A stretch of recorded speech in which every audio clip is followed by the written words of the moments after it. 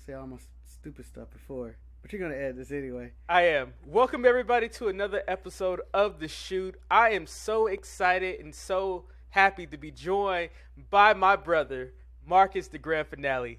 Marcus, how are you doing today? I'm doing exactamundo. I don't even think that's a word, but I'm doing exactamundo. I'm doing good. You know, Marcus, I have you on this show because, Marcus, you are the keeper of truth. You are the truth serum of the Sharpshooters Network because you called me out on my picture video when you told me that I was a liar. In the exact words, you called me a liar, Marcus, right? Tell the people what you called me. A liar! Because you were like, that was your first Ring of Honor show. And I was like, BS, brother. We went to Ring of Honor 13th anniversary. That was the first one at the Orleans Casino back in 1997. I don't know if the actual year is. That was probably not the year. That was not the year. But Marcus, you were 100% correct. You were 100% correct that I was a liar, and I apologize about that. That was not my first Ring of Honor show. However, it was my first New Japan wrestling show, so I will take that. My first Ring of Honor show actually took place in the Orleans Casino, which brought me to the conversation that Marcus and I are going to have right now. Marcus, I'm going to play a little bit of audio. I'm going to ask you, do you remember saying these exact words? I'm at Dixie! And before we even start off, I want to say that Dixie Carter is a very wonderful individual. I feel really awful about the things I'm going to say in this show. She smells lovely. Marcus, do you remember that lovely smell of Dixie Carter? I have no clue. No clue what that guy's talking about. But Marcus, I honestly don't remember what Dixie smelled like. But Marcus, I have something else for you. Do you remember this, though? He said I had a nice smile. She said she saw it a mile away, Marcus. Yep. Saw it a mile away. I think I'm able to move in there. If I would have put a little bit more of that finale game on her. Marcus, the finale game, man.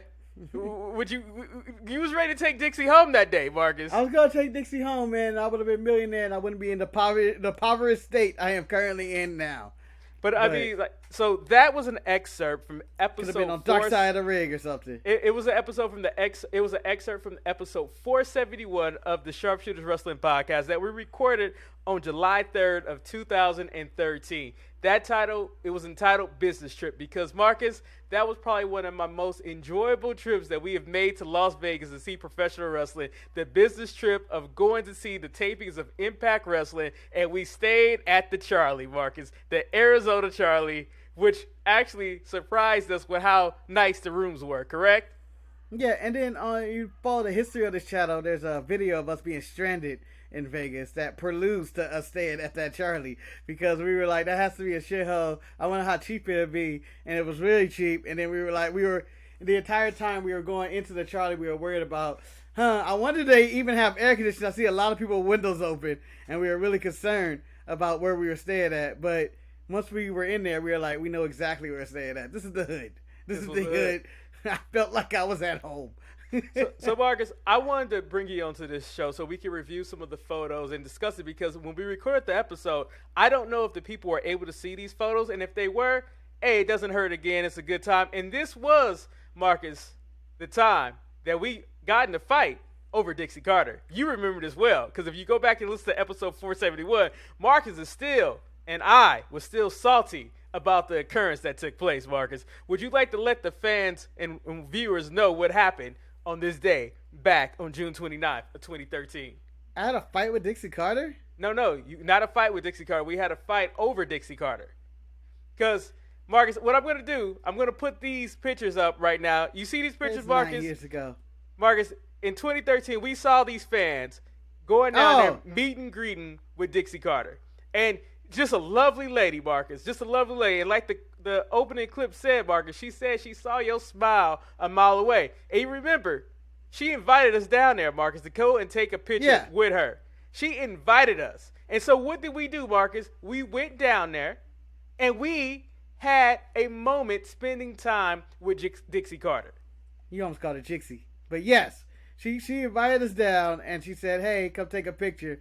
And then security immediately ushered us away and back to our seats, even though we were just like right there. I was like, what? She invited us down. I mean, if you're looking at the screen right now, look how happy Marcus and I are with this. And quite frankly, let me be frank. Marcus is the guy that made this happen, because if you go back and listen to the audio in episode 471, I say I didn't want nothing to do with this. I did not want to go down there, but Marcus is a bundle of personality, and he said, hey, let's go meet Dixie. A bundle. Although, as you're showing, I'm assuming you're showing these photos right now. I really hate everything about the way I dressed, that the choices I made, the goatee, that all of those. You know, I'm really happy that I transitioned to being bald and with a beard. But Marcus, I will point out that you don't look as bad as me. I feel like I wore that shirt everywhere. I feel like there's a million pictures of me, and I wore that goddamn shirt in every single one of them for some reason. Marcus, I also wore the same shirt. If you're looking at the picture with the gray stripes, I wore that shirt also, and also I wore that fat around my neck that no one told me about. All that we fat. We told you. You didn't want to hear it. I swear to God, whenever I was going down the street with you, I was playing Katamari Damacy because I had to roll your ass through the city. Well, with that being said, so we met Dixie. It was a great occurrence. I mean, she was such a lovely lady. And even in the episode, I point out that I feel so bad about talking bad about Impact Wrestling. Because, Marcus, the one thing I've learned, and going to the AEW shows that we have now in 2022, is that the more things change, more things are the same. The Impact tapings were so long. If you remember that, and remember in the episode we complained about we bought floor seats, but they weren't floor seats. They were bleacher seats, and our ass hurted after those 4 hours. Oh, yeah. I feel like my ass was going to bleed a little bit.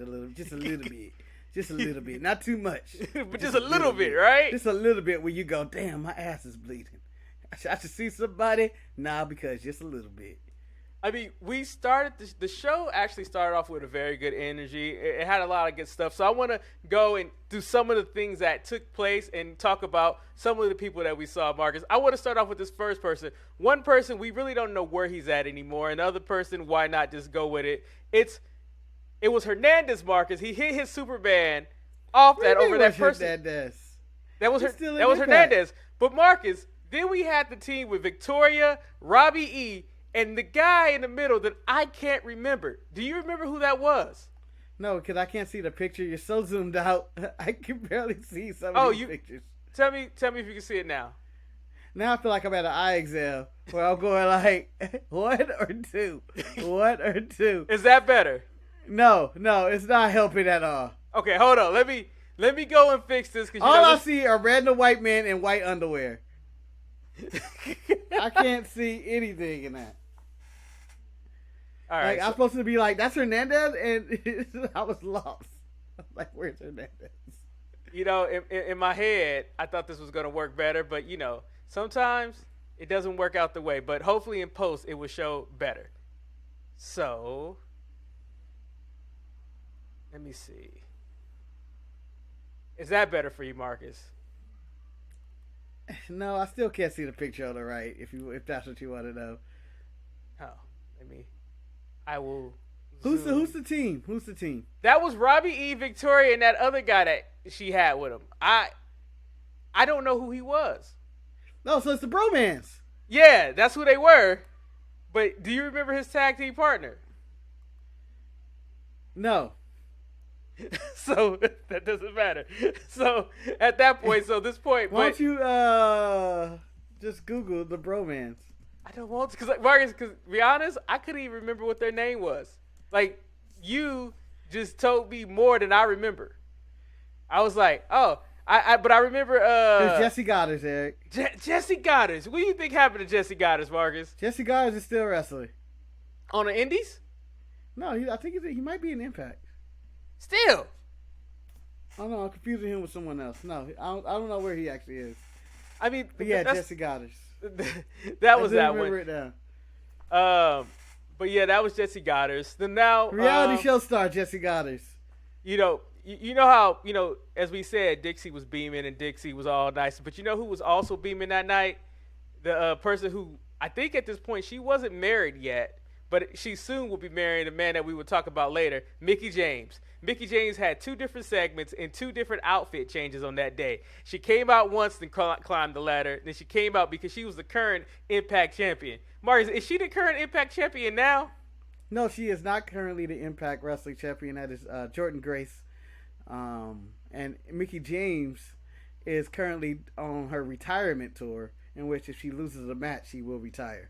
Yeah, because isn't she like the head person of Impact Females Division or something like that? I don't know what their jobs are. I don't know. There's something like that. I remember her thing. But, you know, Mickey was beaming, and, you know, she had her segment. You know, it's funny. The show started off, I remember, Marcus, I think at this time back in 2013, we actually liked this man, but I'm not going to show his picture right now. I want to also say I remember that segment being a good segment. No, that was a good segment.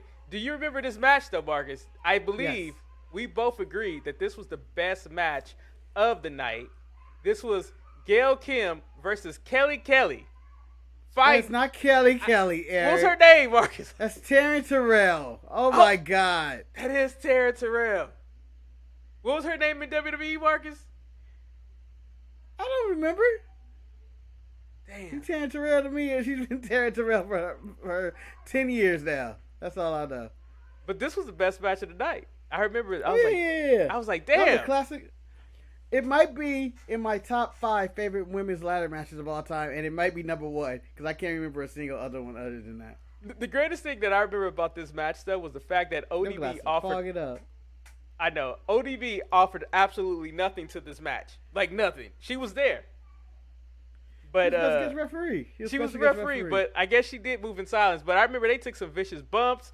But unfortunately, at the end, that damn Gail Kim won the match. She won the match. And yeah, I was rooting for her. Because I don't know if this is pre the Dollhouse or post Dollhouse, Taryn Terrell. I believe it's pre Dollhouse. That's a good thing. Mark, you know, we've been to a lot of shows, right? One thing that's always consistent about all the shows that we go to, and I think he's probably been in at least 70% of the shows that we've been to. Can you guess who pictures I'm about to put up right now, Marcus? 70%? About 70% of the shows in all companies, he's been there. It's got to be Samoa Joe. Marcus, Samoa Joe's a good guess. Do you want one more? AJ Styles. That's also a good guess. Marcus, no, it's the charismatic exhibit, Marcus. Jeff Hardy. Jeff Hardy, Marcus.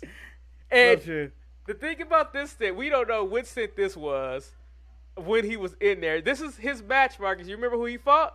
I know you probably can't see the picture, but do you remember who he fought? I'm going to say the Monster Abyss because I have no idea. Marcus, you are close, and you're technically right and wrong at the same time because he did not fight Abyss, but he fought Joseph Park. Joseph Park. Ah! Yeah, you were close, though. I should have known. I was right there.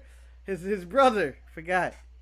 And surprisingly, this was actually a really fun match from what I remember because remember the first hour of Impact went by easily. It was like our ass, but they actually recorded for legit 2 hours for each show. It was 4 hours of sitting in them goddamn bleachers. We had commercial breaks.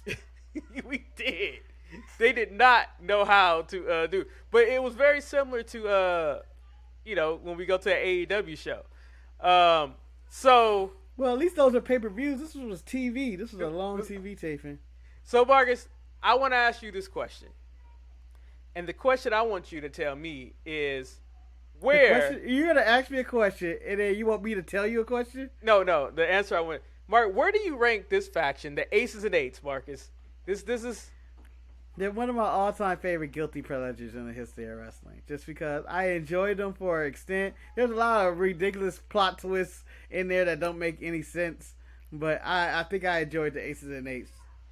I even bought one of their T-shirts. You did. Now, if I zoom into the picture on the left or the right, would you be able to name the majority of the members that are in the ring? Yeah, but you really have to zoom in. But I can see there's Mike Knox, Doc Gallows, Devon, Bubba, or Bully. Is that Anderson? That is Anderson. In the corner in the thing. And then, is that everybody? I think that's everybody that's in the ring. That at least. Oh, and then there's Briscoe. Briscoe's on there in the corner right there. Briscoe? Which one is Gerald Briscoe? Briscoe Jr. He's a short Gerald, one. I totally forgot about Marcus. You are the encyclopedia. And I actually was going to give you this picture, make it a little bit bigger so you could name them. But you did actually a really good job of naming them. Mark, that's so much a better view than when I'm literally going like this. I'm literally jumping through my computer to see it. Well, Mark, you should know that everything would be a lot easier going forward because those were just my double picture spread. Every other picture from this point going forward will be a single picture where you could be able to see it better. But, Marcus, how would you rank Bully Ray's title run in Impact when he was the champion? I thought it was one of the nicer runs, and you know, it was to the point where I was like, he deserves a real. And this is no disrespect to TNA Impact, but they were on their way out of everything they were doing. Like Spike was on their way out with them. I think they were on the verge of being on the Pop Network and all that. Hogan and Bischoff completely ran that company to the ground. That's where they were at this stage. This picture right here of Hogan, Bully Ray, and Chris Sabin. I guess I get to finish my statement. Oh, go ahead. Sorry. It's cool. No, go ahead. No, I was gonna say, Mark, this is a prime example of how they was running all the money out of TNA at this point, because they had to bring Hogan in to try to make us feel that Chris Sabin, who I believe was the X Division champion at the time, which is he may have been the current champion. Huh. I don't know. I think he was the current TNA champion at that moment.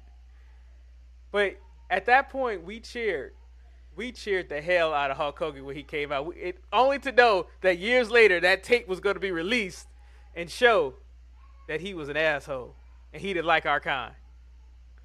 Hey, you set me up for that one, man. We've seen Hulk Hogan in a bunch of live events, with Celebrity Championship Wrestling or whatever that was, and we also got to see him here. And so, the Huckster brother, you know, he still tugs at your childhood.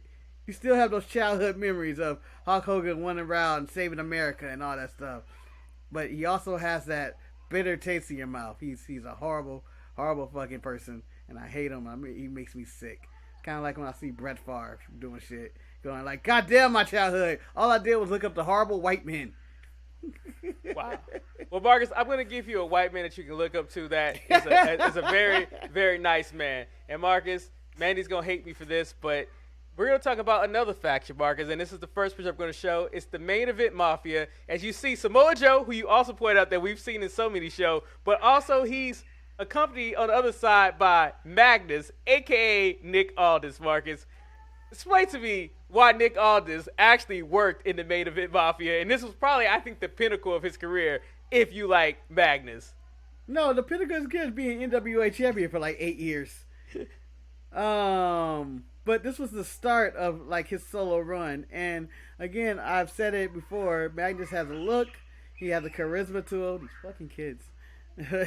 He has all this, and even he fit perfect in the Main Event Mafia, I thought, and you know, it was a good fix. Is it as good as the OG Main Event Mafia? No, because it didn't last as long. I mean, this is still the coldest pick right here where you see Magnus, Samoa Joe, Sting up on there, Kurt Angle somewhere in the audience staring off with the aces and eights. I don't know if this feud ever came to anything. You know, it culminated, I think, into a legal lockdown or something, but it was the re-debut of the Main Event Mafia, though, because they had disbanded, and the Aces and Aces ran roughshod, and the only way to stop them, I think Joker Sting was around at the time, but then they reformed the Mafia with all these guys to take down the evil Aces and Eights. I mean, looking at this picture, Sting looks almost exactly the same as he did in 2013. I don't know if that's a good thing or a bad thing. He's like the Tom Cruise of wrestling. He just doesn't age. Like, it's just ridiculous. Timeless. Now would you say this was the best shape of Joe's life? I thought when he first went to NXT, I thought he was really, he slimmed up a lot, but, you know, it only goes downhill from about right here to the end. But do you remember how this show ended, Marcus? Because this was also, we had an extra member of the Main Event Mafia on that night. Do you remember how it ended before I show you the picture? Do you remember who else made his debut with the Main Event Mafia on that day? No clue. All right, let me open up the picture for you. Remember when they brought out Rampage Jackson for this, Marcus? Oh, man, damn, they did. it was Magnus, Sting, Rampage Jackson, Kurt Angle, and Samoa Joe, Marcus. I forget Rampage had a little run in Impact. I totally forgot about that. He did. I forgot about that. Yep. That is 100% true. This is when TNA was using a lot of MMA fighters to come on their show because they were followed by the Ultimate Fighter on a daily or weekly basis, and it was doing a viewership, so they were trying to attract those viewers to Impact.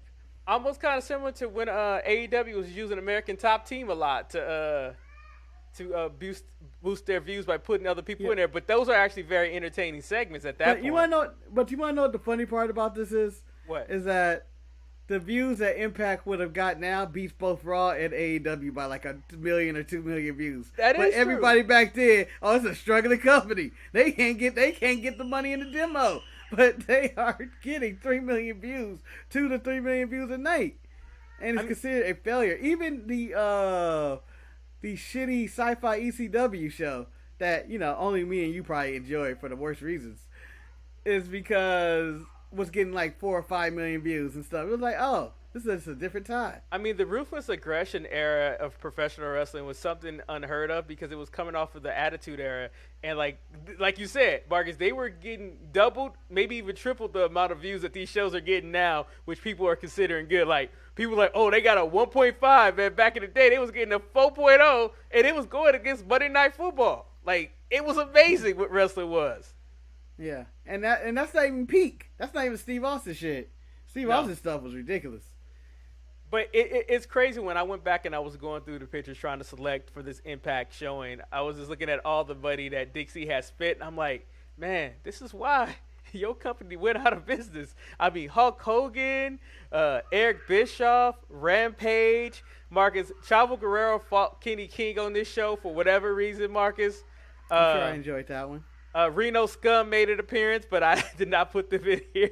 They always make an appearance in Vegas. I mean, it was so much that took place on this show that only thing I remember the most of was my booty hurting so bad. Like, my butt was never the same afterwards. But, the worst thing about that whole night, though, had to be that security guard that wanted to fight us. Yeah, I thought it was I remember enjoying just the event of just going there overnight and just seeing all these people who are essentially so many different wrestling legends and key stars of the future and the modern day was at this show of like it was the perfect time of like the ruthless aggression era coming to an end, the PG era starting, but the rise of the Ring of Honors and Japanese wrestling and stuff as well was all happening at this very moment, and you got to see people just branch out shortly after when Dixie's daddy stopped giving her money. Yeah, because like shortly thereafter this event, because this was like the only event we went to back in 2013, we went to that Ring of Honor show, the Ring of Honor show, and then the next Ring of Honor show where they brought in the New Japan Pro Wrestling. Like you said, that's when AJ Styles was going over in New Japan doing his thing. I mean, unfortunately, I didn't know about Prince Devitt at that time, but he was probably running roughshod in New Japan at that period too. If I'm correct as well, we got the debut of the new AJ look on this. I don't know if it was the new debut, but the quieter AJ with the mama haircut. With he didn't have it fully. He just cut it because he had highlights or something a little bit before that, but his hair was short. But he started to cut it. It was biker AJ all of a sudden forming around this time. And it was like the first look. It was right before he went to Japan to join the Bullet Club. This was actually, I'm about to open it up for you, Marcus, right now because I had this picture, but it just didn't make the cut for whatever reason. But this is, I gotta take it out the trash. It is Swole AJ. Swole. Yeah, he was thick in his point. He was like real thick. If you look at him, like that was This was his contract year in which they didn't want to pay him. And I remember us being just confused. So how could you not pay AJ Styles? That was the face of TNA. And that's when TNA died to me, when AJ Styles kind of left. When he left, I was like, there's no reason for me to actually really watch this show. And it wasn't like I was the biggest AJ Styles fan. It was just like, if they're not going to pay that guy, the franchise of your brand, then there's no point in watching this show because they don't plan on paying nobody. And then, as time went on, they stopped paying people and people checked the bouncing. Well, Marcus, if people will go and listen to episode 471 of the show, you don't know this, Marcus, but on this episode, although we didn't want to spoil any of the tapings, TNA had a very they released a lot of people that same day. Like, they released Crimson. This was like a mass, like, they reduced their roster so much afterwards. Like, you should really go back and listen to episode 471. Our voices sound awful. I'm a whiny, complaining. I'm pretty much do everything that I do nowadays. I hate no impact. It's quite ironic that I'm the same person no matter what show it is. But Marcus, unless it's WWE, you're gonna praise it. My question for you though: Impact deciding not to pay AJ, wasn't that the best thing for his career going forward? Because I think if he would have stayed in Impact, I don't think he would have became the AJ Styles that he is to this day. Well, he was already, really good in the ring. Like, the ring work. It's just he developed his personality in Japan, basically. And when he just left him, and he was, like, kind of this darker character, this edgier. He got to talk more and just talk shit. And I guess he was more comfortable talking shit in the Bullet Club, talking shit to the Japanese crowd and stuff like that. And then he currently, when he got his WWE run, it was like, oh, AJ, man, he's a pivotal mouthpiece now. Like, you actually, like, listen to what he says. Before, he would just not say anything of any importance. He was involved in the is it Katie Vick? It could have been one? Katie Vick. No, Katie Vick, that's Kane and Triple H. Yeah, but who's the crackhead he was with? Oh, I can't remember, because if I do crackhead AJ was with Impact, that won't come up because that was just a term that we gave her. No, she was on crack. That was the story. AJ was helping her find Jesus or something. Damn, I don't remember. But Marcus, like, when I see AJ, would you say that it's very similar that Cody did the same thing? Like, he left WWE because they didn't want to pay him. He went out to AEW, made a brand for the American Nightmare, and then he came back a more seasoned and polished performer that fit into WWE's mode. Yeah, I can say that. It was, I think that they got AJ at the right time, where they were in the point of signing a bunch of people for the NXT, basically the stealing the Ring of Honor talent from Ring of Honor in Japan. They were in that mode where they took Gallows and Andersons and Shinsuke Nakamura and everybody, and they were already bringing in Finn Balor. So they were already in that mode, but it was a good gateway to be like, AJ, what are you doing, man? What are you doing? Surprisingly, Marcus, Google is very powerful. Claire Lynch, Marcus. Claire Lynch. Oh, there it is. Claire Lynch. We were close. We were close. Also, Marcus, somebody else that was on the show, I don't have a picture for them because we see them all the time, but Kazarian and Curry Man, he was also there, but he wasn't as Curry Man. Also, Suicide was there. Also, Christopher Daniels, which was hilarious at the time. Yeah, because it wasn't. This wasn't when TJP took over as Suicide. This was actually Christopher Daniels being Suicide. This was Christopher Danielson doing both at the same time. If I'm correct, I could be wrong. I had no chance to prepare or fact check any of this. Marcus, the best time for us to ever do shows is when we don't have any facts, where we just spew nonsense, because that's when we're at our best. Because if you go back and listen to that episode, if you go back and listen to that best, man, we were just talking nonsense, man. And for some reason, I have a southern accent. I guess that's when Florida Eric was on the podcast. I don't understand where my voice came from in that situation. I'm still a little perplexed that I had to stop listening to that show.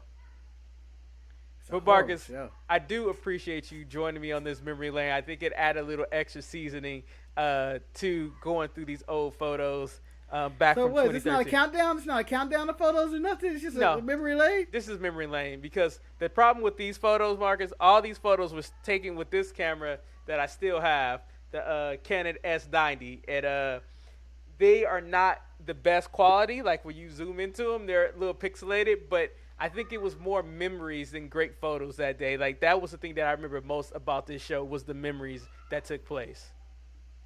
Oh, okay.